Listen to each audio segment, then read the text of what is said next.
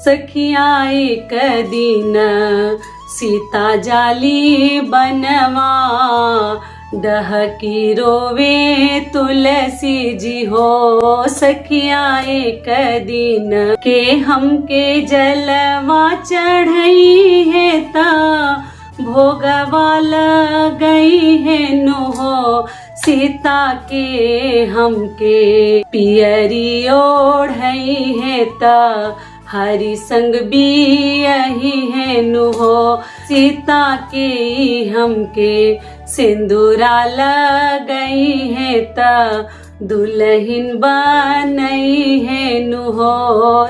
नमस्कार दोस्तों, मैं हूं ममता तिवारी और आप सभी का स्वागत करती हूं मेरे चैनल ममताज वे में। कैसे हैं आप सब, तो ये बताने के लिए कमेंट बॉक्स में श्री हरि विष्णु जरूर लिखे। तो चलिए दोस्तों, आज हम इस वीडियो में जानेंगे सफला एकादशी का मैं एक वीडियो डाली हूँ, तो उस पे आप लोगों के कई ऐसे महत्वपूर्ण सवाल आए हैं, जैसे कि दीदी लड्डू गोपाल जी की सेवा उस दिन कैसे करें, बाल मासिक धर्म का धोएं या ना धोएं, बाल इमरजेंसी में क्या करें, अगली चीज क्या है कि उस दिन हमें और कौन कौन से कार्य नहीं करने, हर चीज मैं आपके साथ शेयर करूंगी। भोग किस प्रकार से लगाएं, आप लोग पूछे हैं विष्णु भगवान को, तो सब कुछ सभी महत्वपूर्ण बातें आज हम इस वीडियो में जानेंगे। तो आप लोग बने रहिए मेरे साथ मेरे चैनल पर।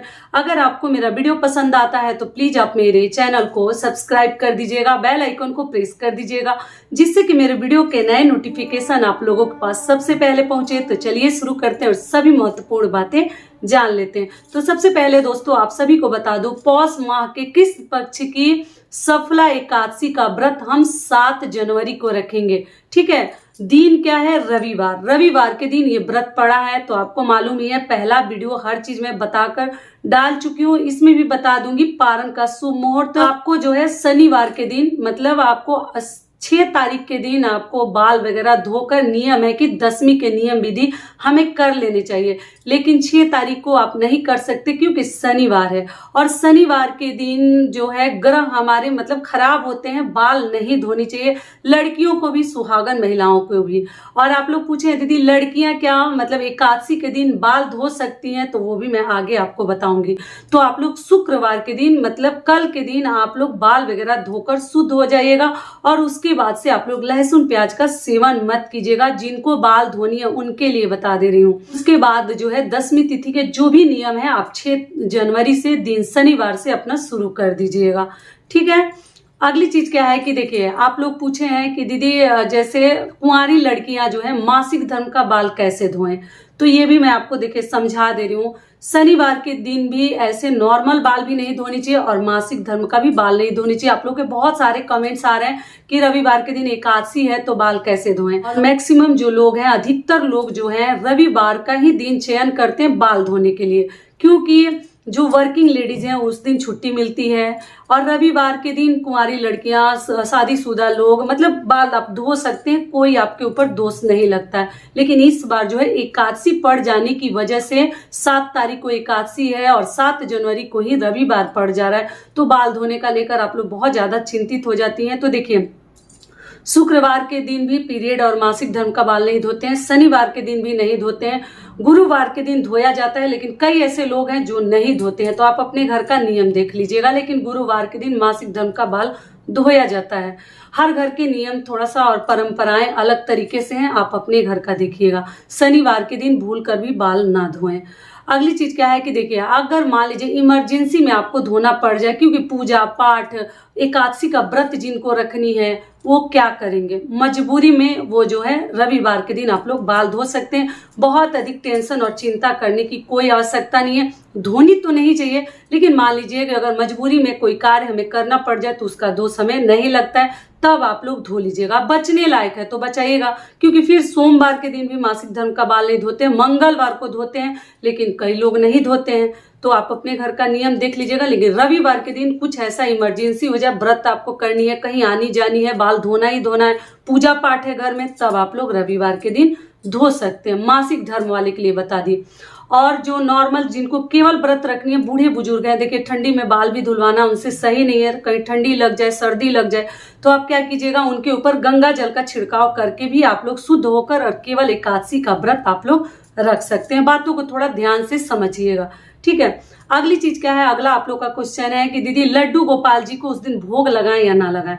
तो देखिए, लड्डू गोपाल जी भी विष्णु भगवान का ही स्वरूप है, लेकिन बाल स्वरूप में उनकी पूजा हर घर में अलग अलग तरीके से किए जाते हैं। कोई है कि केवल 2 समय ही भोजन मतलब बनाकर भोग लगाते हैं, कई लोग हैं कि रेडीमेड मिश्री, लच्छेदाना, बतासे का भोग लगाते हैं, और कई लोग हैं अनाज का भोग लगाते हैं, और कई ऐसे लोग हैं कि दिन भर में जितनी बार खुद खाते हैं उतनी बार लड्डू गोपाल जी को भी खिलाते हैं, क्योंकि बच्चे स्वरूप में करते हैं तो उन्हें लगता है कि हम खा रहे हैं तो घर में बच्चा भूखा कैसे रहेगा। तो उनको भी जो भी बनाते हैं शुद्धता का ध्यान रखते हुए वो दिन भर उनको भोग लगाते हैं, सुबह, दोपहर, शाम को, रात को, मतलब जो भी उनके घर बनता है वो लगाते हैं। तो एकादशी के दिन को व्रत रखते हैं तो भी, अगर आप लोग रखती हैं तो भी, नहीं रखते हैं तो भी, लड्डू गोपाल जी को अनाज का भोग नहीं लगाया जाता है। विष्णु भगवान को भी अनाज का भोग नहीं लगाते हैं, और किसी भी देवी देवताओं को अनाज का भोग नहीं लगाया जाता है। आप लोग जो है जैसे फल फ्रूट का, मतलब आप लोग जो भी फल फलहार बना रही हैं उसका भोग लगा सकते हैं, लेकिन आप लोग जो है अनाज का भोग मत लगाइएगा लड्डू गोपाल जी को भी। जो लोग भी लड्डू गोपाल जी की सेवा करते हैं इस बात का ध्यान रखिएगा। और अगली चीज क्या है, दूध का आप लोग भोग लगा सकते हैं, आप लोग दही का भोग लगा सकते हैं, तुलसी दल पक्का डाल दीजिएगा, क्योंकि विष्णु भगवान का जो भोग है ना, बिना तुलसी पत्र का अधूरा माना जाता है। इस बात का आप लोग ध्यान रखिएगा। तो रविवार पड़ जाने की वजह से उस दिन आप तुलसी पत्र नहीं तोड़ सकते हैं। आप लोग जो है शनिवार के दिन 10वीं तिथि के दिन ही तुलसी जी को मतलब पत्ता तोड़ लीजिएगा और रख लीजिएगा। और रविवार के दिन तुलसी जी में तो हम ऐसे ही जल नहीं डालते, मैं सब कुछ बताकर समझाकर पहला वीडियो डाल चुकी हूँ, फिर इसमें भी बता दे रही हूँ। तो देखिए, आप एक तो एकादशी है, दूसरी चीज क्या है, रविवार है। तो रविवार के दिन हमें तुलसी जी में जल भी नहीं डालनी है, और दूर से पूजा पाठ कर लेंगे, दीपक वगैरह प्रज्वलित करके दिखा देनी है। भोग के लिए आप लोग पूछे हैं तो ठीक है, तुलसी माता भी व्रत रखती है, तो आप फल फलहार का भोग दूर से लगाइएगा, पौधे को मत स्पर्श कीजिएगा। क्लियर हो गया। अगला आप लोग का सवाल है, दीदी हमारी तुलसी जी बार बार सूख जाती है। तो पहले तो आपको समझा दूं कि आप लोग जो है मिट्टी पक्का बदल दीजिएगा, क्योंकि पुरानी मिट्टी और गमला वगैरह में रहता है ना, धरती पे रहता है, उसका एक पौधा का रौनक ही अलग होता है, सारे पोषण तत्व तो उसको मिलते हैं। लेकिन गमला में रखे तो मिट्टी जो है ना पुराना हो जाता है, फिर उसमें उपजने की शक्ति जो है, पावर उसका फर्टिलाइजर का कम हो जाता है। तो उसको आप लोग बदल दीजिएगा, और दूसरा पौधा लाकर आप लोग लगा सकते हैं, खरमास में भी लगा सकते हैं, ठीक है। चिंता मत कीजिएगा। जो सूख गई हैं उनको आप लोग नदी में प्रवाहित कर सकते हैं या किसी जंगल झाड़ी में भी रख सकते हैं। एकादशी के दिन आप लोगों को बता दो, एकादशी तिथि जो है 6 तारीख को, मतलब 6 जनवरी को दिन शनिवार को रात में, मध्य रात्रि में तिथि जो है प्रारंभ हो जा रही है।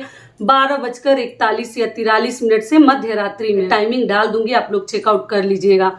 और अगले दिन 7 तारीख को भी मध्य रात्रि तक है, मतलब 12:46 तक, कुछ इस प्रकार से टाइमिंग है। उस समय तक एकादशी तिथि है, तो इसलिए आपको व्रत जो है 7 तारीख को ही रखनी है। 6 तारीख को हम 10वीं तिथि का नियम का पालन करेंगे, 7 को व्रत रखेंगे, और 8 जनवरी के दिन हम पारण करेंगे।